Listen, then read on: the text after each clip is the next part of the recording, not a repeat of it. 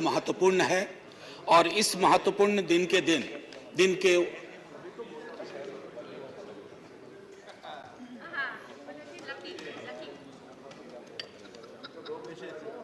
नहीं शुक्रिया मैडम मेरी शुभकामनाएं स्वीकार करें। मैं यहां से बोल रहा हूं, इधर मैं यहां से बोल रहा हूं।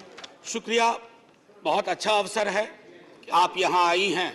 कितनी खुशी हो रही है बता नहीं सकता। आज सुबह माननीय सभापति महोदय ने कहा था कि ह्यूमर वगैरह हमारी जिंदगी से चला गया, तो मुझे स्मरण है ये किताब, मैं एक ही किताब लेके आया हूं, ऐसी 5 किताबें हैं कॉन्स्टिट्यूएंट असेंबली डिबेट्स की। तो इसमें सर ऐसी 5 किताबें हैं कॉन्स्टिट्यूएंट असेंबली डिबेट्स।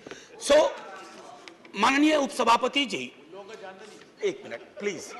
माननीय उपसभापति जी, 75 कैसे बनाया जा रहा है मेरी समझ में नहीं आ रहा है, क्योंकि अगर हम कॉन्स्टिट्यूएंट असेंबली से 75 जोड़े तो 2021 में पूरा होता है, अगर आजादी से जोड़े तो 2022 में पूरा होता है, और अगर पहली लोकसभा से जोड़े तो वो 2027 में पूरा होता है। तो ये 75 की गणना कहां हुई, किस ज्योतिषी ने की, मुझे नहीं पता। मेरे हिसाब से 75 नहीं है, लेकिन 75 वाली फील में अपनी बात रखूंगा। हां, तो माननीय उपसभापति जी, हुआ यूं कि सरोजिनी नायडू जी को बुलाया गया बोलने के लिए संभवतः 11 दिसंबर 1946 को। कम लोगों को यहां पता होगा कि सरोजिनी नायडू जी बिहार से चुनकर संविधान सभा में आई थी। तो उनको चेयरमैन साहब ने कहा कि अब बुलबुले हिंद, नाइटिंगेल ऑफ इंडिया आएंगी, लेकिन कविता में अपनी बात कहेंगी, प्रोज में नहीं कहेंगी। उन्हें थोड़ा बुरा लगा, मजाक में ही सही। उन्होंने कहा कि आपका अब ये व्यवहार, आपका ये कहना अनकॉन्स्टिट्यूशनल है। तो उन्होंने कहा नहीं, फिर भी सुनाना होगा। तो उन्होंने एक चीज सुनाई जो मैं पेश नजर कर रहा हूं माननीय सभापति जी को। सुबह बड़ी बेसब्री से वो कह रहे थे कि ह्यूमर चला गया, तो उन्होंने सुनाया कि बुलबुल को गुल मुबारक, गुल को चमन मुबारक, रंगीन तबीयतों को रंगे सुखन मुबारक। तो ये मैं ये बता रहा हूं कि ये हमारा ध्येय था। अब सुबह चर्चा की, हमारे लीडर ऑफ द हाउस ने बड़ी खूबसूरत चर्चा की और जिक्र किया सर्वपल्ली राधाकृष्णन का। यहां ठीक सामने सर्वपल्ली राधाकृष्णन। उन्होंने एक बात कही थी और मैं वो श्लोक पढ़ना चाहता हूं। मृदुना दारुणं हंति मृदुना हंत्य दारुणम, मृदुना दारुण हंति मृदुना हंत्य दारुणम, ना साध्यं मृदुना किंचित तस्मात् तीव्रतरं मृदु। इसका आशय यह है माननीय सभापति, उपसभापति जी, कि अग्रेशन से, अग्रेसिव बिहेवियर से आप चीजें हासिल नहीं कर सकते। इस देश में मेरे विद्वान साथियों ने उधर से उपलब्धियां गिनाई, हमारे कुछ विद्वान साथियों ने यहां से कमियां गिनाई। मैं दोनों के बीच में चुनौतियां गिनाना चाहता हूं। चुनौतियों की वजह से आज हम यहां हैं, और सिर्फ हम ही नहीं हैं, 140 करोड़ लोगों का यह भवन है, चाहे नया वाला हो या पुराना वाला हो।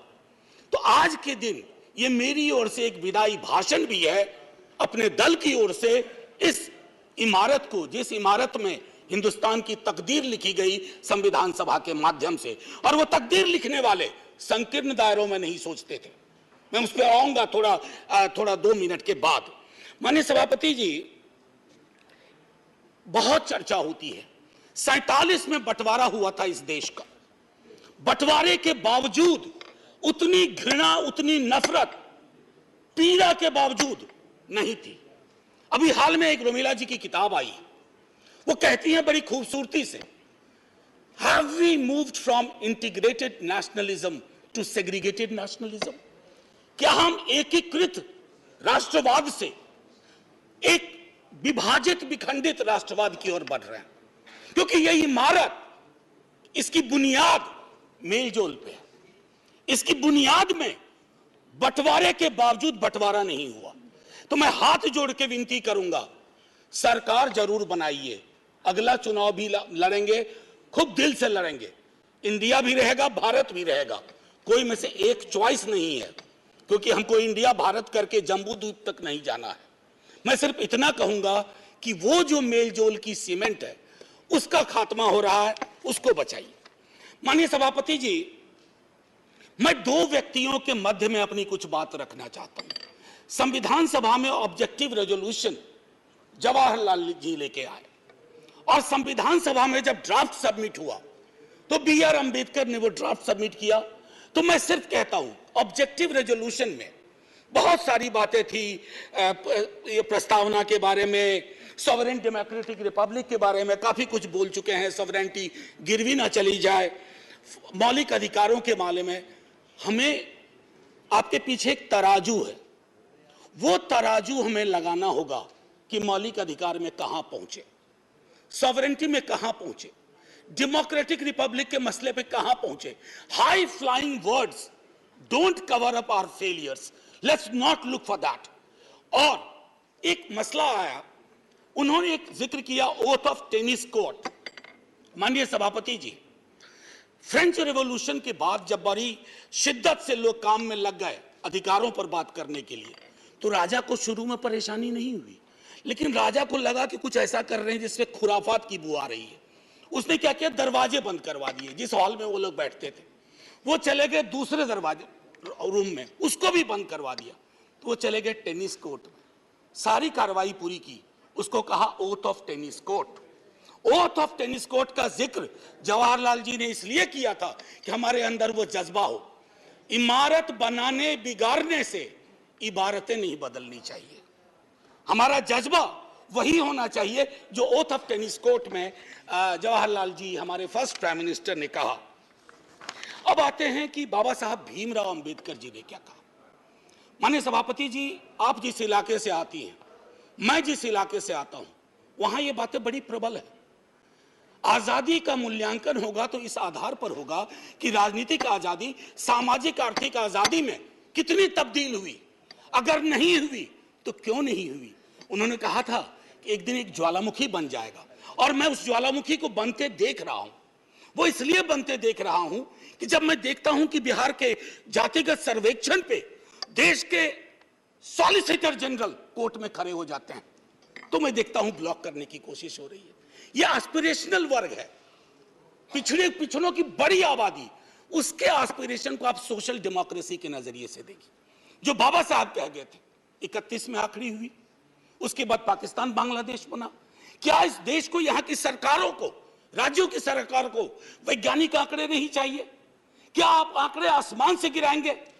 मैं समझता हूं आज के दिन यह भी हमें सुनिश्चित करना होगा कि हम इन आंकड़ों को लाएं, उसके आधार पर अपनी नीतियां तय करें। एक माननीय सभापति जी,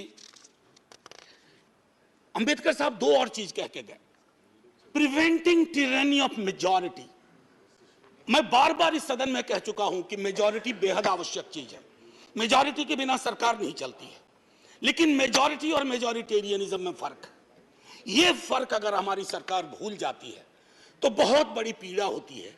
जब मेरे मित्र ने कहा, मैं अक्सर देखता हूं हम जैसे लोग छोटी आलोचना भी करते हैं, छोटी मोटी आलोचना जो कभी व्यक्तिगत नहीं होती है। आप कहते हो कि पाकिस्तान चले जाओ, अरे कभी देखा भी हो कितनी जगह है वहां का भूगोल क्या है, इतने लोग नहीं अट पाएंगे। मान लीजिए कि 65% लोगों ने आपको पिछली बार वोट नहीं किया, सबको पाकिस्तान भेज दोगे? ऐसी कोई व्यवस्था होती है? यहीं मेलजुल से रहना है, यहीं मिलकर रहना है। और ये सारी चीजें मैं नहीं कह रहा हूं, खुद अंबेडकर साहब कह के गए थे। मैडम, आपकी तरफ से मैं एक और चीज, एक दो छोटी चीज कह करके, इस देश की एक बड़ी आबादी, सभापति महोदया, मैं आपका सभापति महोदया अभी बिल मत 2 मिनट लूंगा, ज्यादा नहीं, आज पहली बार हैं, इतने नजरिए इनाद कर दीजिए। मैं सिर्फ इतना कहना चाहूंगा कि बेरोजगारी को लेकर के हमारा दृष्टिकोण साफ होना चाहिए। सरकार में आप हो, हम हो, बेरोजगारी हम सबकी पॉलिटिक्स खत्म कर देगा। राइट टू एम्प्लॉयमेंट के लिए हम क्या सोच रहे हैं, और इस देश की एक बड़ी आबादी से देशभक्ति का जो प्रमाण पत्र हम मांगते हैं ना मैडम, वो कहीं चलेगा नहीं। मैं आखिरी चीज कह करके एक सुनाना चाहता था। मैं इसलिए कहता हूं, वो एक घर में 5 सदस्य हैं, उसमें हर 5वां सदस्य उस आबादी का है। अगर उस घर में उस पांचवें सदस्य को आप एलिनेट करेंगे, दूर करेंगे, घर कभी महफूज नहीं रह सकता। और आखिरी में मैं साहिर को जाता हूं और वहीं खत्म कर दूंगा, आपको घंटी बजाने की जरूरत नहीं पड़ती। आओ कि आज गौर करें इस सवाल पर, देखे थे हमने वो हंसी ख्वाब क्या हुए। दौलत बढ़ी तो मुल्क में अफलास क्यों बढ़ा, खुशहाली आवाम के असबाब क्या हुए। जो अपने साथ साथ चले कुएदार तक, वो दोस्त वो रफीक वो अहबाब क्या हुए। क्या मोल लग रहा है शहीदों के खून का, क्या मोल लग रहा है शहीदों के खून का, मरते थे जिन पे हम वो सजाए याब क्या हुए। बेकस बरहनगी को कफन तक नहीं नसीब, वो बादा आए अतलसों के मुखाब क्या हुए।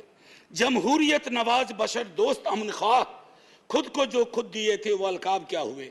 मजहब का रोग आज भी क्यों लाइलाज है, मजहब का रोग आज भी क्यों लाइलाज है, वो नुस्खा हाय नादिर नायाब क्या हुए।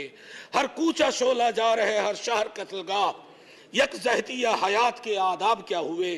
सहराए तीरगी में भटकती है जिंदगी, उभरे थे जो उफक पे वो माताब क्या हुए।